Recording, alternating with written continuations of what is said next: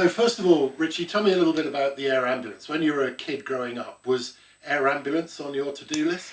Helicopters was on my to-do list. I was aged between sort of 6 and 7 up on a farm up on Exmoor. We hadn't long moved down from a cattle farm up in Sussex. Moved down to a sheep farm up on Exmoor, and we had a really bad winter, sort of 78, 79 I think it was. Oh yeah, we were blocked off for 2 weeks plus. So you'd live with a big freezer full of sort of frozen milk and sort of produce like that, and then the electricity would go off for weeks.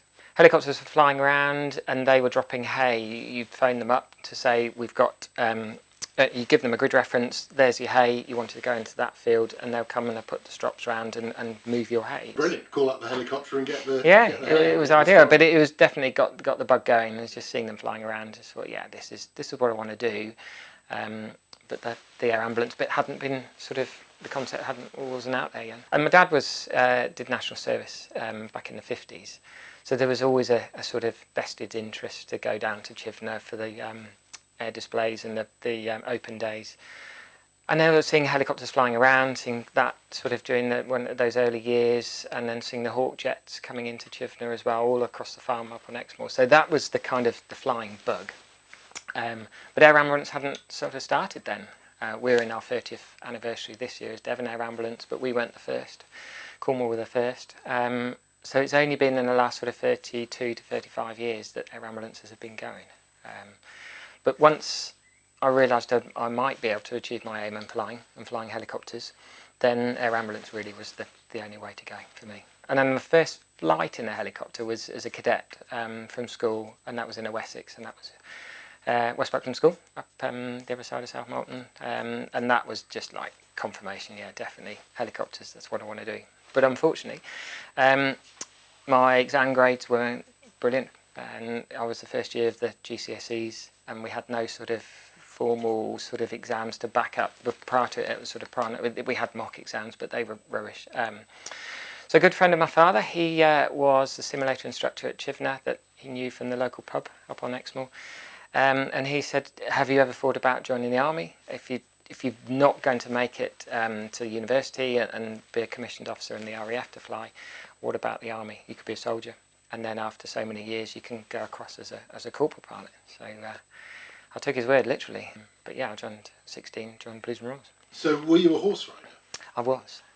So not many of the Household Cavalry, Blues and Royals and lifeguards are actually come from an equine sort of background. We had sheep. With sheep, they eat the same food as horses. My mum and dad used to ride, and so there was always ponies around.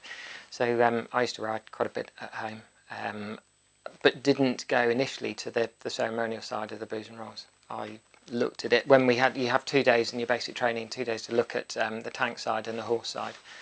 And I felt I'd like to do the tank bit first and then go and do the horses. So I did it that way around. Because Rob came in with no horse experience at all. Yeah, but in my last sort of year before I went across to the Army Air Corps to fly, I was in the Phase 2 training job, and I would say about 85% of the guys we have to run through their 20-week riding course have never touched a horse before. And it's quite a challenge to get them to a level where they're in full ceremonial uniform, being able to control the horse, having turned themselves out and all the horse's kit out. But you achieve it and you do it, and it's a real sense of achievement for the individuals, having been scared of a horse and wouldn't even go in a stable with them, to loving them. But the first few weeks were really funny, just watching people just fall off all the time. What can you remember of Rob from the Blues and Royals days? So that was it wasn't until I got up to Knightsbridge that I sort of met Rob up there. And the main thing that stuck out was he was very, very, very clean. His kit was always immaculate, and it was just like, I was like, bow down to you. So he was, so immaculately turned out all the time. That was the kind of standout memory of Rob, definitely. Yeah. That was one thing that came. We spoke to him for the last edition of the magazine, and that's one thing that came across. Just the whole process of keeping your kit clean, but also keeping on top of your horse as well. Yeah, I mean, the kit would take normally a good 4 hours before each duty that you'd have to do. Queen's Lifeguard, as it was called then. Now obviously it's the King's Lifeguard that goes out every day to sort of be the ceremonial entrance to Buckingham Palace. It's where you stand or sit on your horse. And I remember Rob talking about a particular time when you were all up at Norfolk, and the Queen would come to visit you there. She did, yeah. He's probably on the same picture. I think He it is? was Yeah, I know he- 96, I think it was. Summer 96 she came to visit. And what I remember about that occasion was I was looking after a horse called Juliet, and the Queen, I think a lady in waiting and about one other, and that was it, would be walking up and down the lines. And she sort of looked across and as she was coming down our line and saw that I was there and got Juliet. And she said, "Oh, I remember Juliet. She I can't believe she's still going." I said, yeah, she's my musical ride horse. And she said, well, she did something to her fetlock, and she still see she's got this bubble on her nose. She got some benign tumour there, and that was no prompting, no previous or anything. She obviously knew that from probably 10 years ago, but for that depth of knowledge. But horses were the sort of Queen's thing, really. They were. Yeah, definitely. So was there a lump in the throat when you were watching the ceremony over the last few days? Yeah, there was. I mean, it's a little bit of sense of relief that I wasn't on the parade, because I think that would have been quite an effort. I mean, when I was serving, we were very much geared up towards the Queen Mother's funeral.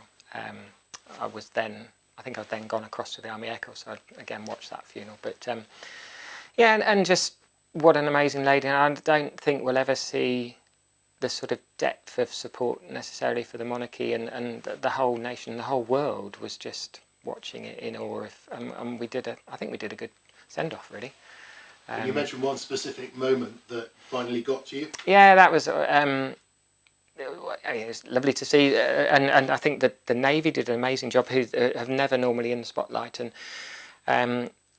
moving the coffin from Westminster Hall Abbey and down the Mile and everything. That was quite symbolic and very unique and things. And then obviously the Blues and Royals and lifeguards escorting the coffin down the long walk, short walk into Windsor, and then just seeing the horse, the Queen's pony there with a guy that Rob and I used to serve with, a guy called Terry Pendry as the Queen's groom, to see that. And then the corgis as well. It's like, ooh. Yeah, that sort of got us all, we're like, ooh.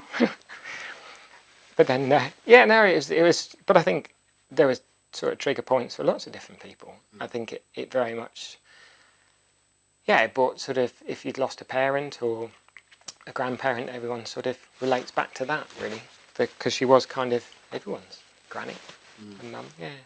So when you were in the Blues and Royals, were you regularly doing practices for a state funeral that might have to happen? Yeah, there was practices more specifically for the Queen Mum, but also the whole kind of point of the ceremonial procession that you see with the divisions of horses in the front and behind the carriage was if something happened to the whoever it is, whether it was the Queen or if she's got another head of state. So if she'd had like a heart attack, we would do one sort of form of we would open up and swallow the carriage up and then move all the way, or if there's a terrorism incident or whatever, again we would swallow up and then maybe stop, depending on the scenario. So we're all there, not just for ceremonial duties, but we're there to protect the monarch and protect anyone else that was surrounding. So there was a proper role there, not just for the sort of show, really.